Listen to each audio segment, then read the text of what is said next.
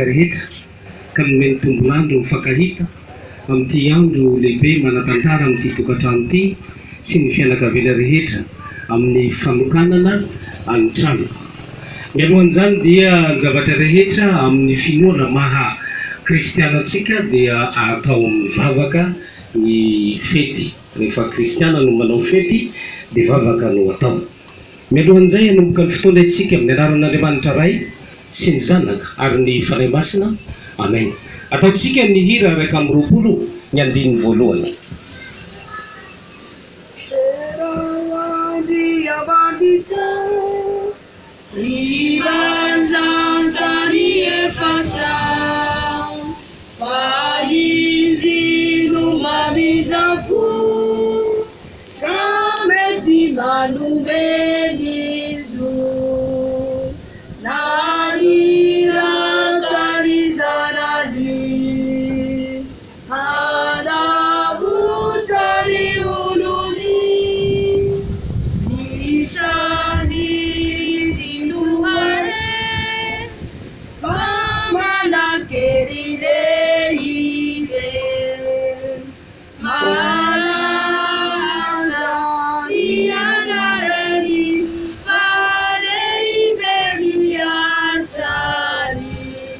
Vavaksika manondroky ny kabesona eto zahay Jesosy mpanota tsy mendry kanefa velanao mikaiky gn'agnaranao amin'ny alalan'ny vavaka. Hoy ny safanao raha mamangy tokantrano anankiray dia ny fiadanany no apetraka amin'ity trano ity ny fiadananao, fampihavanana ny olona ka hifankatia sy hifanaraka. Fiadanana koa ho an'ny miditra amin'ity trano ity ho tianao ary hanajanao amin'ny andro manontolo.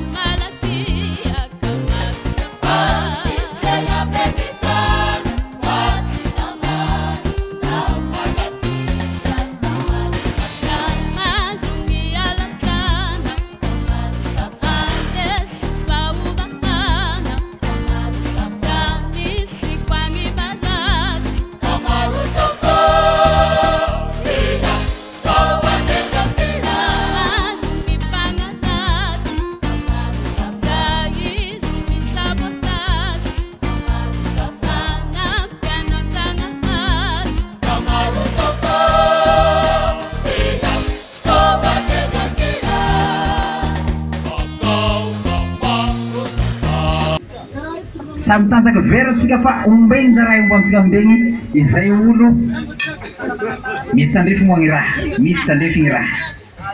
Ao, bebe, tozera muzika tsika.